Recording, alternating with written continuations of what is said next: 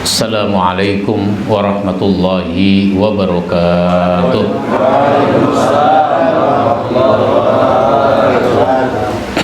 Alhamdulillahi rabbil alamin, alladzi an'amana bi ni'matil iman wal islam. Ashhadu an la ilaha illallah wahdahu la syarikalah wa ashhadu anna Muhammadan abduhu wa rasuluh sayyidul anam. Amma ba'd. Qala Allah Ta'ala fil Qur'anil Karim, a'udzu billahi minasy syaithanir rajim. Innama ya'muru masajidallah man amana billah wal yawmil akhir wa aqamas shalah wa ataz zakah wa lam yakhsha illallah fa'asa ulaika ay yakunu minal muhtadin. Wa qala Rasulullah sallallahu alaihi wasallam, iza ra'aitumur rajula ya'tadul masjid fashhadu lahu bil iman, au kama qala Rasulullah sallallahu alaihi wasallam. Bapak-bapak, ibu-ibu, saudara sekalian yang saya hormati, pengurus Dewan Masjid, para guru, wabil khusus Ketua DMI Kota Prabu Muli yang sama-sama kita hormati. Kita bersyukur pada pagi ini kita bisa hadir di tempat ini. Mudah-mudahan kehadiran kita berdampak positif bagi kemaslahatan umat. Amin ya rabbal alamin. Salawat dan salam kita sampaikan kepada Nabi kita Muhammad sallallahu alaihi wasallam, kepada keluarganya, sahabatnya, dan para penerusnya. Kita sadari bahwa masjid punya kedudukan yang begitu penting bagi kaum muslimin.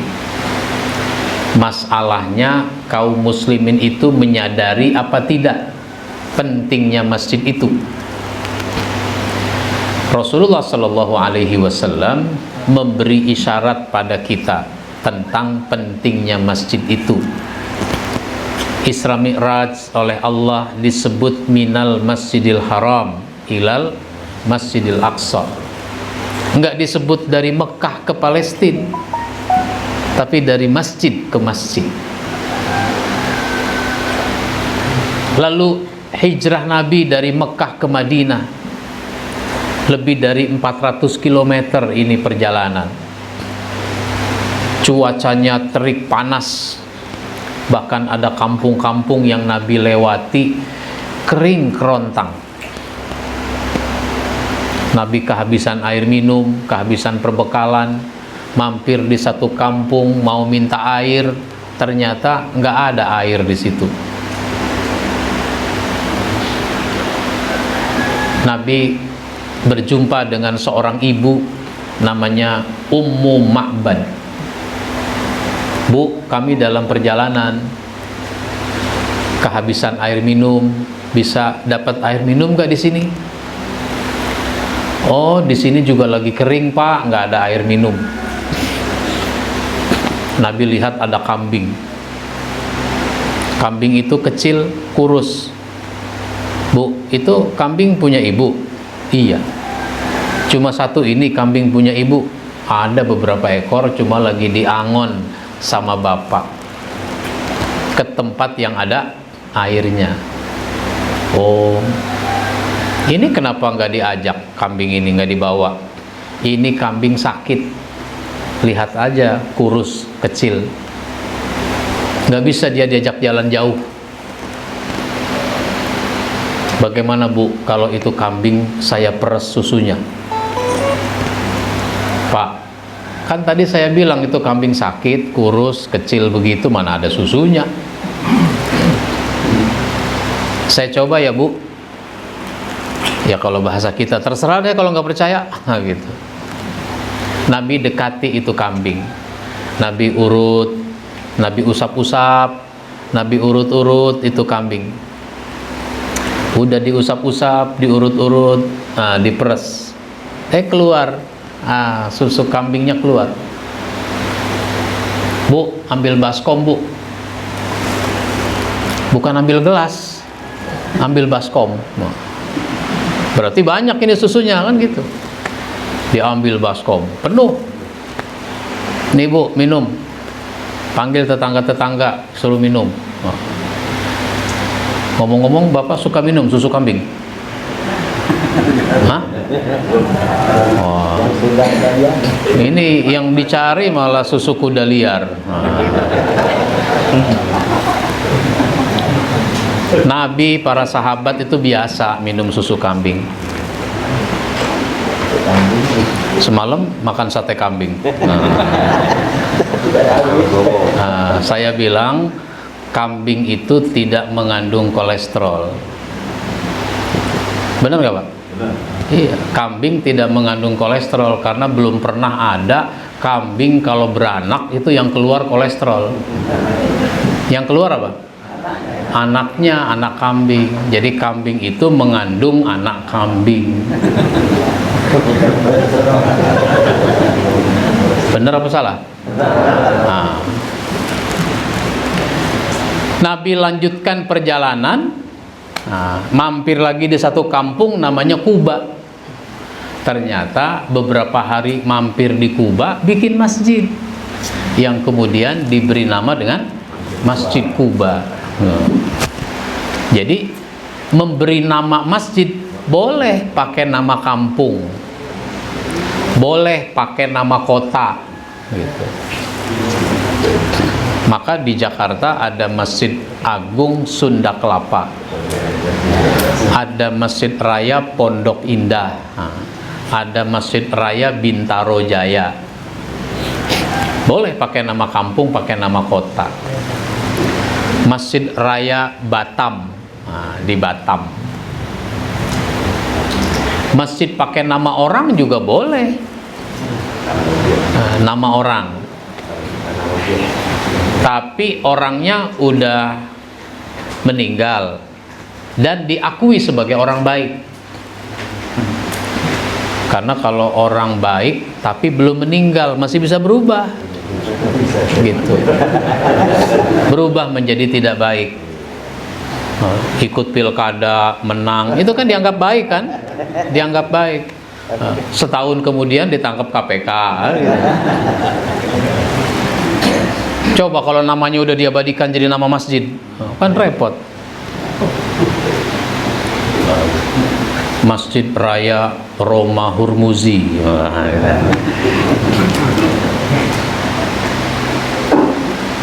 Masjid Raya siapa lagi? Ya. Jadi orangnya udah meninggal, diakui orang baik, boleh namanya diabadikan jadi nama masjid. Makanya ada Masjid Cut Mutia, gitu. Ada Masjid Cut Nyadin, gitu.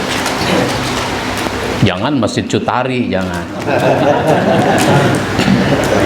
Kalau Cut Mutia, Cut Nyadin itu kan pahlawan dari Aceh, luar biasa. Dulu saya nonton filmnya, film Cut Nyadin, wah itu luar biasa. Baik, ada Masjid Jenderal Sudirman. Nah, kemana pergi? Daerah-daerah ada aja tuh nama nama jalan, Jalan Sudirman. Nah, sama jalan saya tuh, Jalan Ahmad Yani. Nah, gitu. Iya. Sampai di Madinah, Nabi bikin lagi masjid, yaitu Masjid Nabawi. Jadi ini udah cukup isyarat betapa penting masjid bagi kaum muslimin. Kalau masjid sudah dibangun, tugas selanjutnya adalah memakmurkannya. Dewan Masjid punya moto yang disampaikan oleh Pak Yusuf Kalla sebagai ketua umum: memakmurkan dan dimakmurkan masjid. Memakmurkan masjid, kita harus memakmurkan masjid, tapi masjid juga harus memakmurkan jamaahnya. Memakmurkan, dimakmurkan. Kalau kita mau memakmurkan masjid, maka memakmurkan itu adalah mewujudkan fungsi masjid. Fungsinya banyak. Nanti baca buku saya, Panduan Memakmurkan Masjid. Saya nulis buku tentang masjid itu ada 8. Buku yang terbaru itu Panduan Teknis Manajemen Masjid, petunjuk teknis manajemen masjid. Nggak ada di brosur ini karena buku baru. Ya, nah ini bukunya. Nah, udah dapat aja Bapak. Petunjuk teknis manajemen masjid. Ada 3 Pak. Yang paling pokok, ada 3 fungsi masjid. Pertama, fungsi ubudiyah, peribadatan. Itu berarti kaum muslimin mau beribadat di masjid. Kaum muslimin mau beribadat di masjid. Terutama laki-laki. Laki-laki itu sholat berjamaah di masjid. Sholat di rumah itu kalau darurat, kalau tidak memungkinkan. Nggak memungkinkan tuh kenapa? Ya misalnya sakit yang menyebabkan dia tidak bisa jalan ke masjid. Nah, sholatnya di rumah nggak apa-apa. Ada juga orang sakit tapi masih bisa pergi ke masjid. Ya pergi ke masjid. Pak, enggak ke masjid? Enggak, saya di rumah saja. Kenapa? Saya lagi sakit. Hah? Sakit? Kelihatannya Bapak sehat-sehat aja. Gue lagi sakit hati tahu. Sakit hati. Sakit hati sama siapa? Sama pengurus. Lah emang kenapa? Gua nggak suka sama pengurus. Nggak suka kenapa? Gua punya pendapat nggak didengar, katanya begitu. Nah itu Pak. Jadi datang ke masjid, ibadat di masjid, dalam hal ini sholat berjamaah yang 5 waktu. Nah, dalam kaitan dengan pengurus masjid memberikan pelayanan. Pengurus masjid itu memberi pelayanan kepada jamaah dalam urusan sholat berjamaah itu. Ini satu fungsi peribadatan. Kalau ada namanya gerakan sholat subuh, ya, kalau ada gerakan sholat subuh, itu mestinya gerakan sholat subuh di masjid masing-masing. Ya, kalau ada kegiatan namanya subuh gabungan, ada Masjid An-Nur, ada Masjid Al-Ikhlas, ada Masjid Al-Huda, ada Masjid At-Taqwa dan sebagainya. Itu kegiatannya di Masjid An-Nur, dari Al-Ikhlas, dari At-Taqwa, Al-Huda, dan semua pada ke Masjid An-Nur. Penuh Masjid An-Nur. Al-Ikhlas kosong. Oh, gitu. Al-Ikhlas kosong, At-Taqwa kosong. Jangan begitu. Jadi gerakan sholat berjamaah itu di masjid masing-masing. Bagus. Biar supaya masjid-masjid kita itu ramai jamaahnya dengan sholat berjamaah.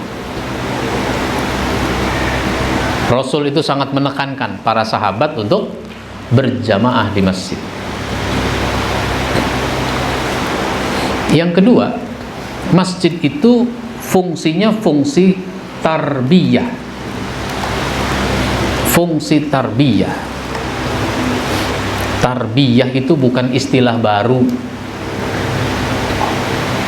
Di IAIN yang sekarang jadi UIN, itu ada fakultas namanya fakultas tarbiyah.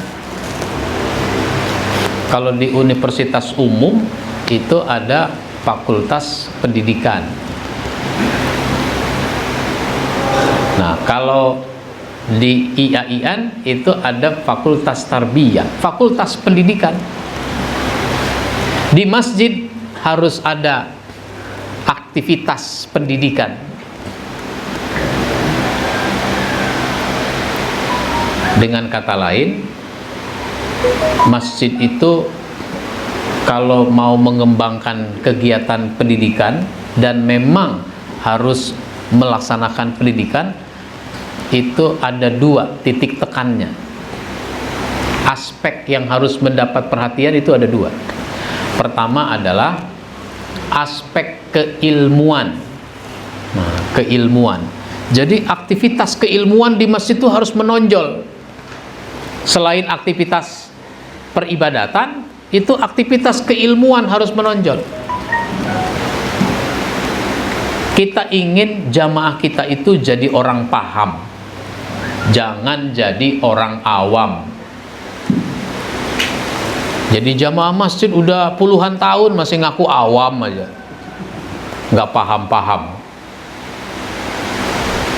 Kalau ada pengajian, ada tanya jawab. Pak Ustadz mau nanya, ya silakan. Sebagai orang awam, udah ngaku duluan dia sebagai orang awam. Sebagai orang awam saya mau bertanya, gitu. Dari dulu awam aja. Makanya pahami, satu demi satu ajaran Islam ini harus kita pahami, kita pelajari. Nah, disinilah masjid harus memperhatikan aktivitas keilmuan. Nah, jamaah kita ini kan beragam. Ada yang SAG. Apa SAG? Oh, kirain sarjana alam gaib. Nah, sarjana agama. Ada yang S2, ada yang S3 secara formal. Ada yang rajin ke pengajian, ada yang enggak rajin, bahkan enggak pernah. Itu beragam. Cuma pengajian kita itu masih bersifat umum. Orang yang hampir jadi ustadz sama orang yang baru insaf itu kan beda. Tapi di masjid kegiatan pengajiannya sama. Padahal kalau di sekolah itu ada kelas 1, ada kelas 2, ada kelas 5, ada kelas 6. Sekarang ditambah lagi kelas 7, kelas 8. Saya nanya sama anak sekolah, kamu kelas berapa sekarang sekolah? Kelas 8. Belum lulus? Belum. Ya Allah, anak sekarang begitu ya? Dulu saya sekolah kelas 6 udah lulus. Ini udah kelas 8 masih belum lulus juga. Kelas 11 belum juga lulus.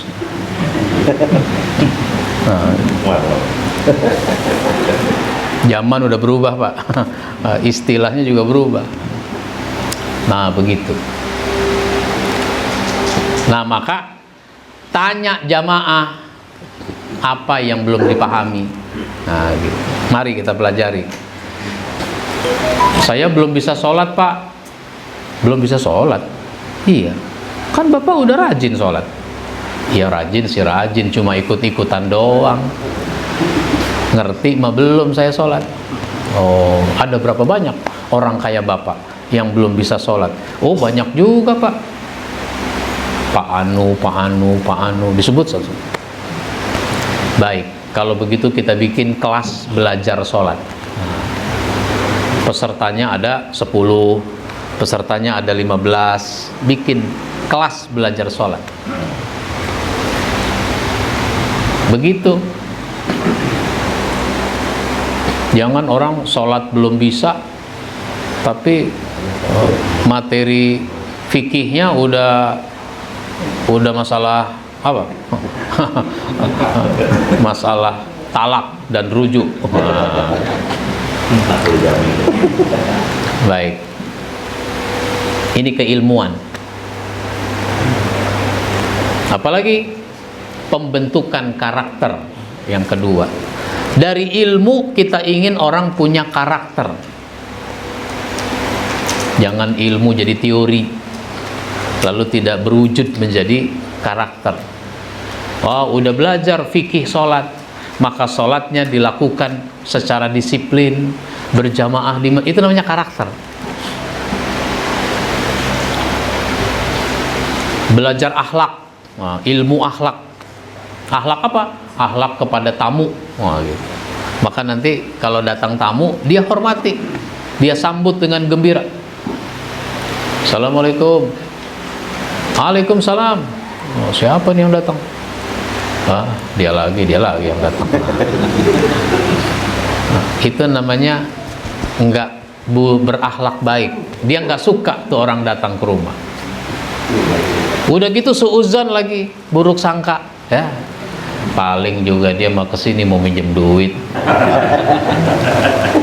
2 minggu yang dulu minjem duit, paling minjem duit lagi. Tapi karena udah dijawab salam, dibukain juga pintu. Buka pintu. Masuk, Pak. Duduk. Begitu amat nadanya sama tamu.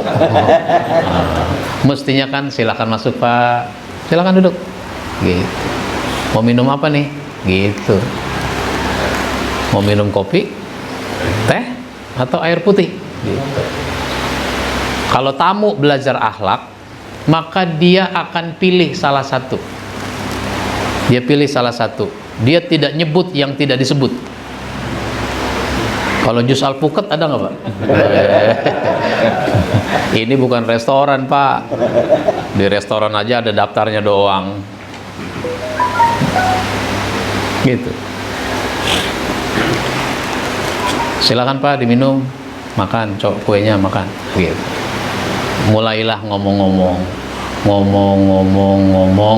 sampailah tamu itu pada kalimat, Pak, 2 minggu yang lalu kan saya kesini minjem duit 50.000. Alhamdulillah ini sudah ada rezekinya, jadi saya mau bayar.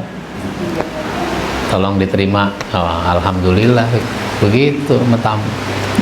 Jangan sebel. Ini kadang-kadang nggak keluar air minum, nggak keluar kue, ngomong udah 10 menit, 15 menit. Ketika sampai pada ini saya bayar, oh iya alhamdulillah kalau begitu. Baru dipanggil anaknya, Neng, sini Neng. Ada apa, Pak? Ambil air minum dong. Ya Allah, tamu dari tadi belum dikasih air minum. Di situ ada kue, bawa sini. Silakan, Pak, minum. Gitu, baru udah selesai urusan soalnya. Gitu, ngomong lagi. Nah, sampailah pada kalimat, Pak, itu kan utang udah saya bayar. Iya, berarti kan saya sekarang udah nggak punya utang. Iya, kalau ada 100 saya mau minjem lagi, Pak. Naik pitam lagi dia. Bapak ini gimana sih? Mendingan yang tadi nggak usah dibayar tuh, pinjam aja lagi 50. Jangan begitu. Alhamdulillah nih orang punya utang, ada komitmen mau bayar, dan dia buktikan bayar. Bahwa sekarang mau minjem lagi soal lain. Ini karakter namanya, Pak. Punya ilmu, punya karakter. Nah, saya nulis buku belajar karakter dari para nabi. Nah, belajar karakter dari para nabi. Cerita nabi-nabi itu jangan cuma jadi cerita, tapi apa sih hikmah yang kita ambil dari sisi karakter, gitu. Ini tarbiyah. Yang ketiga adalah fungsi ijtimaiyah, fungsi sosial kemasyarakatan. Masjid itu harus memainkan peran sosial. Masjid itu harus dirasakan manfaat sosialnya. Ada orang kesulitan, kita atasi kesulitannya. Ada jamaah punya problem, kita carikan jalan keluarnya. Begitu seterusnya. Problem itu bukan cuma ekonomi. Apa saja namanya orang hidup itu punya problem. Kalau orang punya problem, dia pengen ngomong. Dia pengen ngomong, yang penting keluar dulu nih menjadi omongan.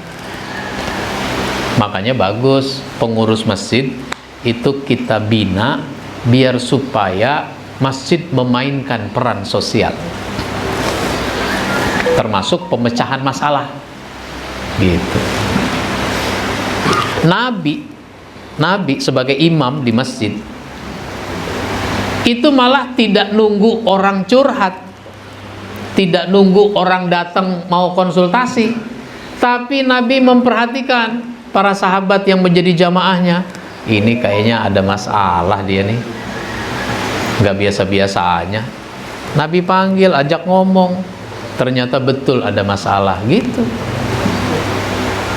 Nah, contoh, kan kita pernah diceritakan kisah Sa'labah. Nah, Sa'labah itu kalau sholat jamaah biasanya di deretan depan. Nabi mau mimpin sholat, kan ngelihat ke jamaah dulu tuh, sambil bilang sawu sufufakum, kan gitu. Sambil ngomong begitu, Nabi melihat wajah-wajah jamaah itu, siapa yang udah hadir, siapa yang belum. Ini imam bukannya muka yang dilihat, kaki. Melihat kaki. Mukanya lihat, absen. Nah, wah, Sa'labah kok belum kelihatan ini? Sampai di barisan paling belakang nggak kelihatan. Nah, kalau sekarang masjidnya besar Pak Ustadz, jamaahnya banyak, bagaimana imam melihat satu-satu? Nah, kan sekarang masjid pada pasang kamera CCTV. Nah, pasang kamera CCTV. Nih tempat imam nih, ini tempat imam. Di sini mestinya ada layar monitor. Jadi imam tuh ngeliatnya ke sini. Misal itu. Misal.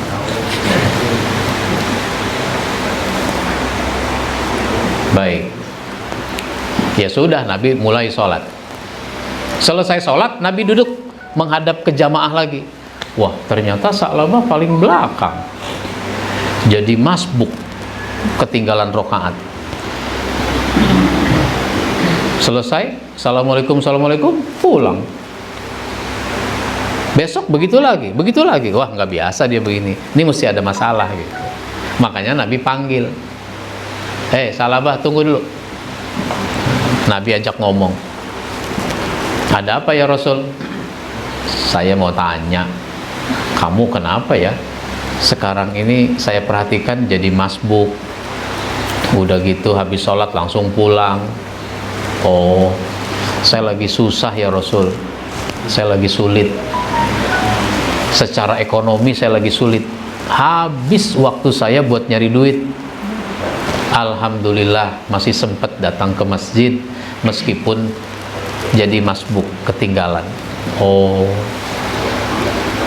terus kenapa? Habis sholat langsung pulang, nggak zikir, nggak doa, apalagi ngobrol-ngobrol sama yang lain. Saya ini karena susah, saya jadi khawatir istri saya nggak dapat waktu yang paling utama, sholat di awal waktu. Kalau saya nunggu sampai sholat berikutnya, istri saya di rumah bisa nggak sholat ya Rasul.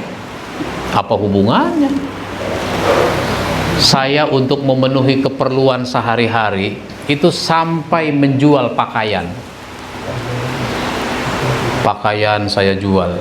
Bahkan sarung buat sholat, kalau bahasa kita nih, sarung buat sholat, ini tinggal satu, gantian sama istri saya.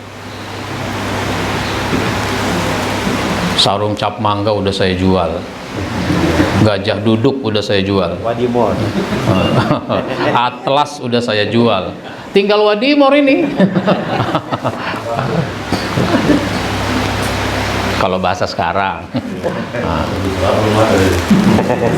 Nih,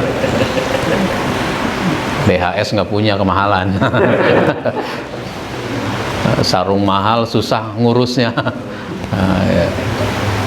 Orang-orang tua dulu itu sarungnya BHS, kotak-kotak biru gelap gitu.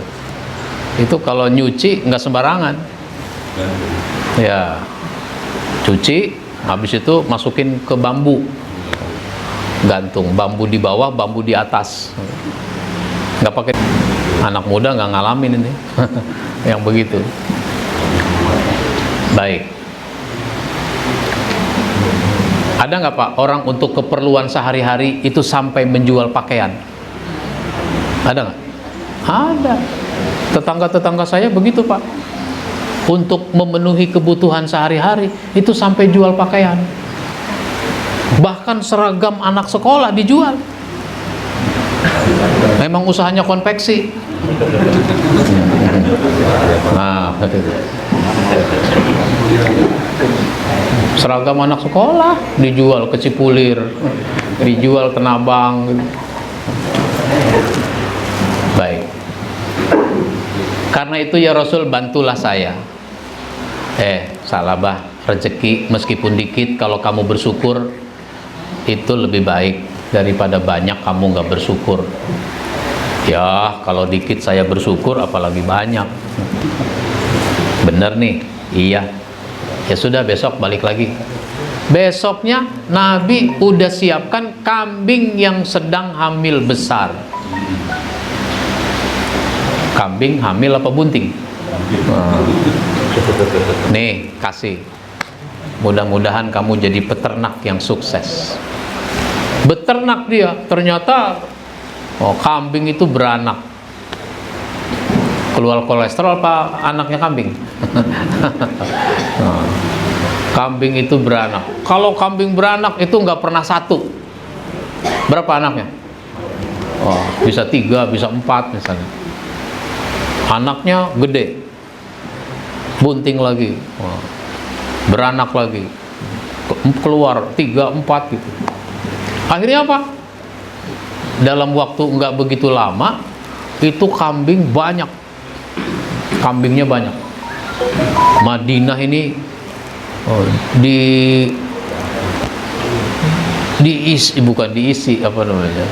didominasi oleh kambing. Orang kalau jalan ke sana kemari mentok sama kambing. Merasa terganggu, akhirnya komplain. Karena dikomplain, akhirnya Sa'labah harus pindah, membawa kambing-kambingnya ke pinggiran kota Madinah. Makin jauh dengan masjid, akhirnya apa? Mulai malas dia ke masjid. Nah, itu begitu. Jadi ini namanya masjid itu harus memainkan peran sosial. Nah, disinilah pentingnya DMI untuk memandu, membimbing, mengarahkan pengurus masjid mewujudkan fungsi ini. Kalau begitu, yang harus dilakukan oleh DMI apa? Nah, yang pertama, membina pengurus masjid, mencerahkan pengurus masjid, sehingga perlu ada terserah namanya, mau pelatihan, mau penataran, mau bimbingan teknis tentang bagaimana masjid harus dikelola, harus diurus. Ini semua pengurus masjid harus kita bina, harus kita training. 156 tadi bilang, 156 masjid itu pengurusnya harus kita training. Ya, tahap pertama, semalam saya udah ngobrol sedikit di warung sate. Sate apa? Sate ayam, sate kambing. Saya bilang, Pak, ini 156 masjid, berapa kecamatan? 6 kecamatan. Kalau begitu dibagi 3 zona. 3 zona. 2 kecamatan, 1 zona.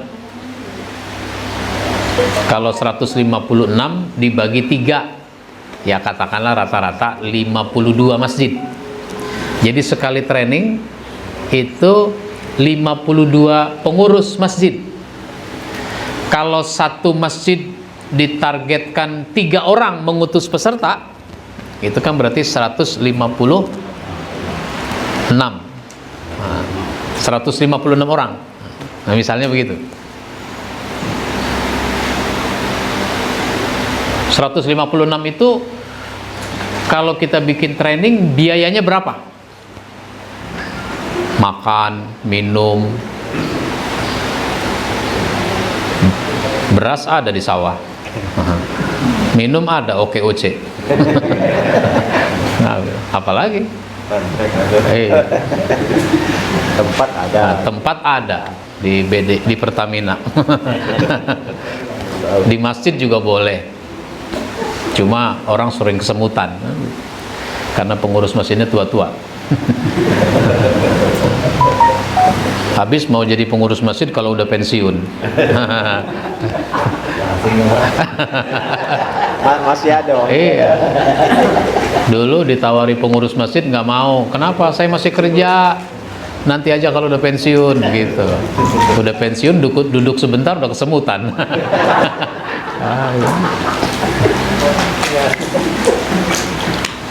Ya. Dikasih bangku begini susah-susah duduknya. Dikasih bangku yang enak cepet pules. Ya begitulah orang. Jadi begitu Pak. Sehingga sebenarnya dana itu gampang kan? Dana gampang. Karena setiap masjid punya dana. Coba dihitung, itu kalau bikin training biayanya berapa? Peserta dapat makan, dapat buku, dapat ilmu. Nah, gitu. Syukur-syukur dapat ongkos. Nah, syukur-syukur. Kayak pemerintah aja dapat ongkos kan gitu. Dari dewan. Ya. Nah, nanti tinggal dibagi. Oh, kalau begitu setiap masjid harus nyumbang 500.000 misalnya. Setiap masjid nyumbang 500.000. 500.000 itu kan buat 3 orang yang dia utus kan. Bukunya senilai berapa, makannya 3 kali ya. Kalau nginep bagus lagi, karena banyak yang harus kita bicarakan. Bergelombang gitu Pak. Nah, sesudah pengurus masjid kita training, selanjutnya training remaja masjid. Nah, remajanya biar supaya nyambung yang tua sama yang muda nih. Ini kan banyak nggak nyambung nih. Anak muda maunya begini, orang tua maunya begitu. Akhirnya orang tua nggak membolehkan anak remaja bikin kegiatan. Konflik antara yang tua dengan yang muda. Wah, jangan begitu. Itu satu. Ini pengurus harus kita bimbing. Dalam rangka apa? Dalam rangka menumbuhkan, menguatkan motivasi. Karena banyak orang jadi pengurus masjid itu nggak punya motivasi, nggak semangat. Akhirnya apa? Jadi malas, rapat malas, hadir di majelis ilmu malas, sholat jamaah aja malas. Pengurus padahal, masa pengurus masjid malas? Karena dia nggak punya motivasi. Yang kedua, menyamakan persepsi, menyamakan pemahaman. Jadi kalau kita bikin training, itu untuk menyamakan persepsi, pemahaman. Mau dibagaimanakan ini masjid? So, kalau nggak sama persepsinya itu repot, ribut jadinya. Karena ribut konflik. Kalau konflik ngambek. Ada nggak orang yang ngambek? Kalau saya tanya ada apa enggak, jawabannya ada gitu. Jangan banyak. Ya habis emang banyak Pak Ustadz. Jadi penting ini menyamakan persepsi, menyamakan pemahaman. Nah, terus apalagi? Itu nanti untuk menghasilkan sumber daya manusia. Jadi tugas ini. Yang kedua, yang harus dilakukan oleh DMI terhadap masjid-masjid adalah membantu atau menjalin kerjasama untuk menghasilkan sumber daya manusia yang dibutuhkan. Menghasilkan sumber daya manusia yang dibutuhkan. Sumber daya manusia itu misalnya apa? Untuk masjid, muazzin, orang yang azan. Nah, orang yang azan ini sumber daya manusia, maka dia harus dipersiapkan jadi muazzin. Ini kan orang nggak dipersiapkan jadi muazzin. Siapa muazzin di masjid Bapak? Siapa aja yang mau. Gitu. Siapa muazzin di zaman Nabi? Bilal. Tuh ada jawabannya, Bilal. Masa di masjid kita siapa aja yang mau?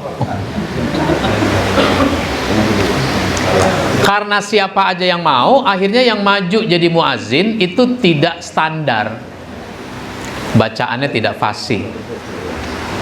Bacaannya tidak fasih. Asyhadu alla ilaha illallah. Ada nggak yang azannya begitu? Benar apa salah?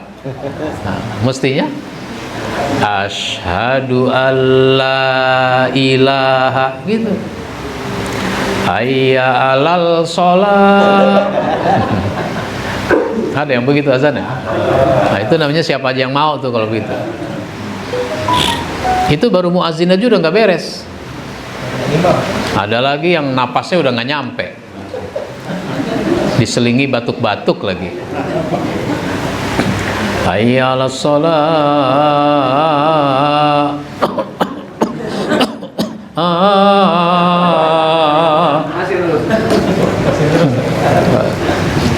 Ada yang begitu, Pak?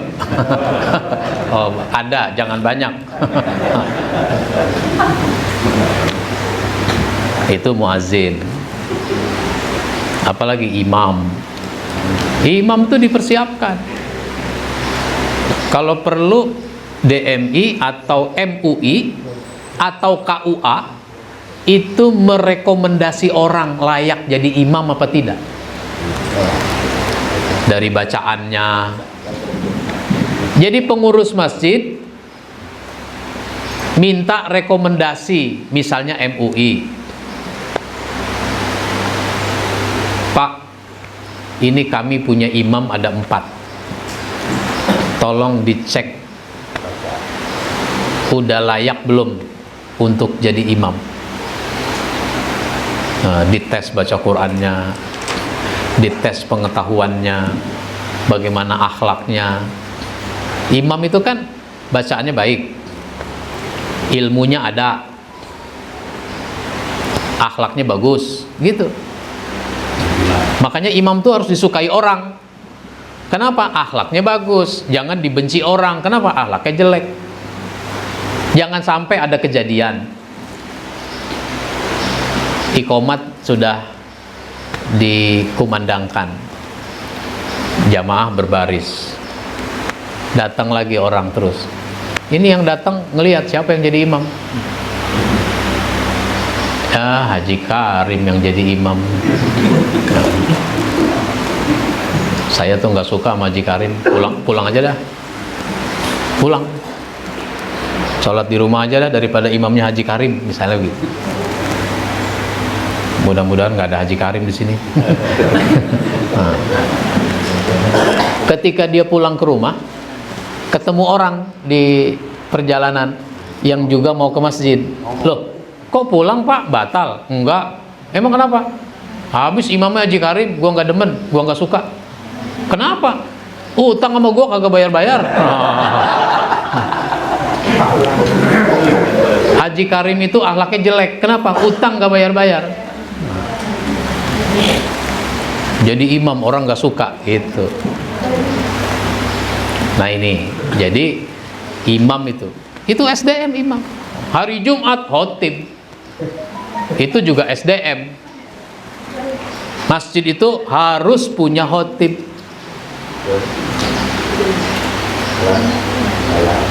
Tapi banyak masjid nggak punya khotib. Khotibnya ngundang dari mana-mana. Bukannya nggak boleh, boleh-boleh aja ngundang Ustadz jadi khotib. Tapi di masjid itu mesti ada khotib, minimal cadangan khotib. Kalau hari Jumat udah siap tuh, khotib siap, cadangan siap. Kalau main bola berapa orang, Pak? 11. Makanya disebut kesebelasan. Tapi tim sepak bola itu berapa orang datang? Oh, 22, bahkan 24. Penjaga gawang aja 3. Coba kalau 3-3-nya dipasang, nggak kalah itu. Kira-kira begitu, Pak. Masa main bola pemain cadangannya bisa 11, bisa 12. Ini khotib 1 aja nggak ada cadangannya. Nah, ini hal-hal yang harus kita arahkan nih, pengurus masjid. Harus punya khotib, punya khotib cadangan, makanya dikader. Untuk mengkader, DMI bikin pelatihan khotib gitu. Dari 156 masjid, targetnya minimal 1.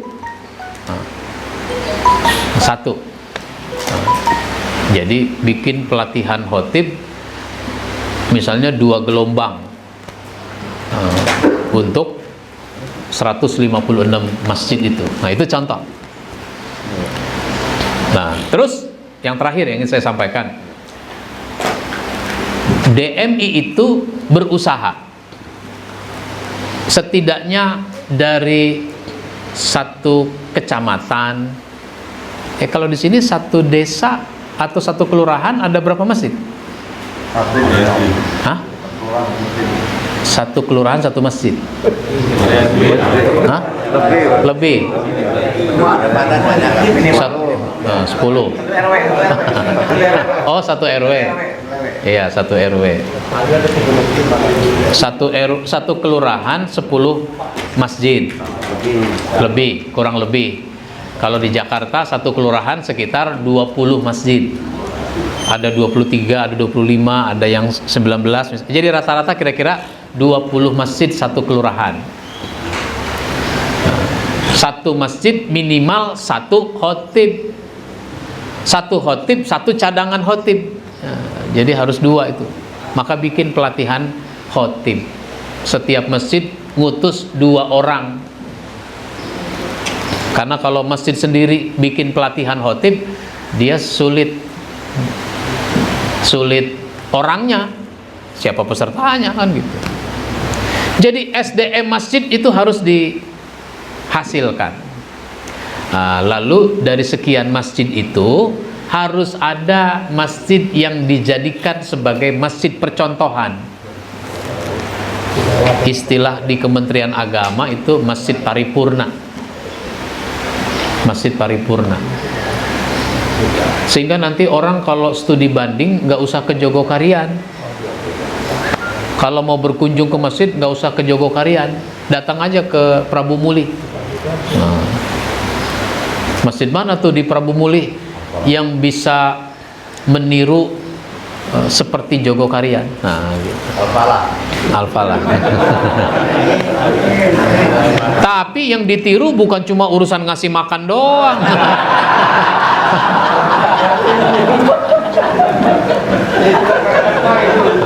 Ini banyak masjid niru-niru Jogokarian urusan ngasih makan. Ya lumayan sih, lumayan ada yang ditiru. Ya. Misalnya di Jogokarian itu ada ATM beras. Kalau saya sih ngusul nggak usah pakai ATM beras, kasih beras. Jamaah dikasih beras. Pengurus masjid datang ke rumah jamaah, bawa itu beras. Ngobrol-ngobrol sama orang miskin. Dakwah sampai. Nah, jadi nggak semuanya harus otomatis. Misionaris itu punya program minjemin duit kepada orang. Siapa aja yang mau minjem duit bisa. Terus bayarnya cicil. minjemnya 500.000 misalnya, tapi dicicil selama sebulan misalnya. Selama sebulan, sehari bayarnya 15.000, 20.000 gitu. Didatangin tiap hari sama misionaris. Yang penting misionaris bisa ngomong, mendakwahkan agamanya. Lama-lama sebulan orang didatangi misionaris, goyah juga dia. Nah, misalnya kalau dia awam, goyah. Akhirnya apa? Masuk, pindah agama gara-gara 500.000. Jadi beras kalau mau dikasih ke jamaah, anterin, nah, bawa ke rumahnya, temui orangnya, ngobrol-ngobrol. Apa kabar Pak? Alhamdulillah. Sehat anak-anak semua? Sehat. Punya beras? Enggak. Nah, itu begitu. Ya, kita harus bersabar, kita bersyukur, terus ngomongin. Nah, itu udah dakwah tuh. Jadi nggak harus ATM beras. Saya sih apresiasi orang mengembangkan teknologi lalu ada ATM beras. Tapi dalam konteks dakwah, kita ini kan dakwah harus ketemu orang. Nggak semuanya lewat media. Ketemu itu penting. Bapak bisa dengerin saya ceramah di YouTube, bisa disaksikan di YouTube, ada. Tapi kan datang begini enak, karena kalau YouTube nggak ada kuenya, nah, nggak ada bandreknya. Tapi kalau datang begini kan ilmu belum dapat, kue udah dapat kan gitu. Baik, saya kira begitu. Saya sisakan sekitar setengah jam. Mungkin ada yang mau menanggapi, ya ngomongin masjid banyak. 2 jam, 2 hari juga nggak kelar. Gitu. Silakan, ada tanggapan, ada pertanyaan? Baik, Bapak sekalian, tadi sudah kita dengarkan paparan beliau tentang pemasjidan. Masih semangat, Pak? Semangat? Pak Andre masih habis? Pak Marid? Masih siap? Dituang lagi boleh Pak Marid? Baik, bagi Bapak-Bapak yang mau bertanya, dipersilakan. Ayo, silakan.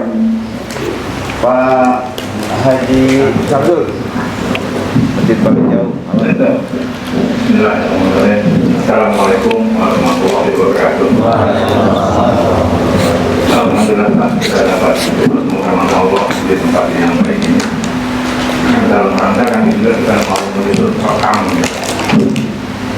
Ya, perkenalkan saya dari bagian pemberdayaan ekonomi umat di BNI ini.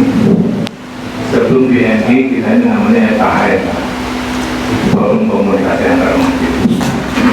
Yang alhamdulillah pada periode yang lalu FKM itu punya satu program, yaitu membuat toko umat. Nah, pembuatan toko umat itu sudah dapat berjalan. Itu mungkin banyak yang belum tahu, di murid juga ada yang tahu. Kita membuat suatu koperasi, Pak, namanya Koperasi Syariah Prabu Muli Maju Mandiri, dan mendirikan sebuah toko umat namanya 212 Mas. Nah, tapi perjalanan ini belum begitu baik, Pak. Ini dulu kan ada masalah apa namanya, diskriminasi, masalah surat Al-Maidah ayat 51 kan dimatikan. Muncullah 212. Ini kita ambil kesempatan. Nah, pertanyaan saya, Pak, sehubungan dengan perjalanan koperasi syariah ini belum begitu maju.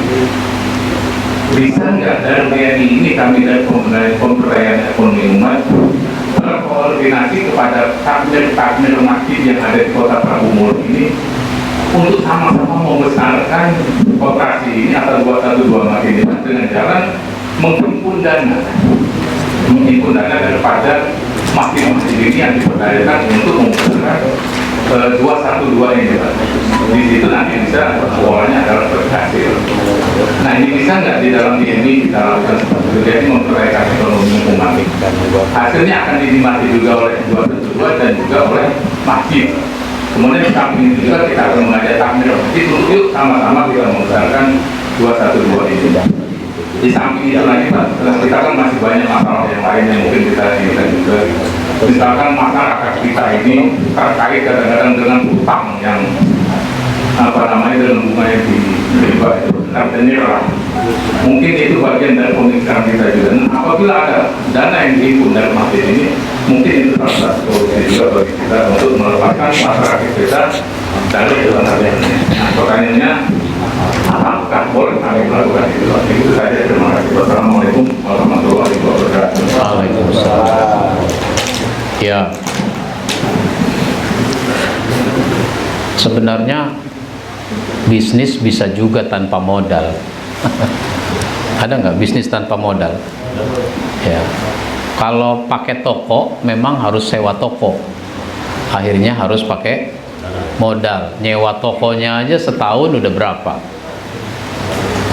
Sehingga banyak yang tidak bisa bertahan karena udah mahal disewa toko. Kita dagang tanpa toko. Toko online sekarang ada. Toko online. Begini aja basisnya. Makanya perlu pendataan. Masjid kita namanya Masjid Al-Ikhlas misalnya. Itu jamaahnya ada berapa keluarga? Misal ada 200 keluarga, 200 kakak. Itu setiap kakak pasti membutuhkan beras. Komitmen. Nah, yang kita bangun adalah komitmen. Nah, komitmen jamaah untuk beli beras di masjid. Kan nggak boleh dagang di masjid. Yang nggak boleh dagang itu kan di ruang sholat. Nah, gitu. Di ruang sholat, di dalam masjid. Masjid punya kantor, punya koperasi, ya boleh-boleh aja. Nah, begitu. Nanti berasnya itu di drop dari petani. Petani seneng, kenapa? Dia nggak pakai tengkulak lagi sudah. Masjid, wah 200 karung sebulan kali 20 kilo. Itu contoh saja ya. Nanti yang lain-lain begitu juga. Nah, kalau kita mau menghimpun dana, mungkin saja, asal dipercaya. Nah, ini kan orang jadi ayam dulu apa telur dulu gitu. Kalau mau menghimpun dana harus dipercaya. Bagaimana bisa dipercaya orang duitnya nggak ada? Gitu. Nah, akhirnya muter-muter. Karenanya kita bisa menghimpun dana wakaf misalnya. Dana wakaf. Kalau dana wakaf itu kan nggak habis, nggak boleh habis. Jadi dagang ini nggak boleh rugi. Minimal modalnya kembali. Dana wakaf. 1 juta, 100 orang 100 juta. Nah, dana awal 100 juta itu dikelola. Misalnya dikelola dalam bentuk beli ruko. Nah, beli toko. Nanti toko itu disewakan kepada warung kita itu. Dia tetap sewa sini. Jadi ada keuntungannya. Begitu seterusnya. Kalau kreativitas silahkan. Kalau DMI bikin usaha secara kelembagaan, memang itu perlu dikonsultasikan sama yang terkait di bidangnya. Kalau saya kan di Departemen Dakwah, bisa ditanyakan ke bidangnya, boleh apa tidak dan seterusnya. Kalau atas nama DMI sebagai usaha. Nah, tapi yang harus kita lakukan, masjid-masjid itu harus kreatif untuk menambah dana. Jangan hanya mengandalkan dana dari tromol, dari kotak, tapi ada kreatif. Nah, masjid berusaha, namanya badan usaha milik masjid, boleh.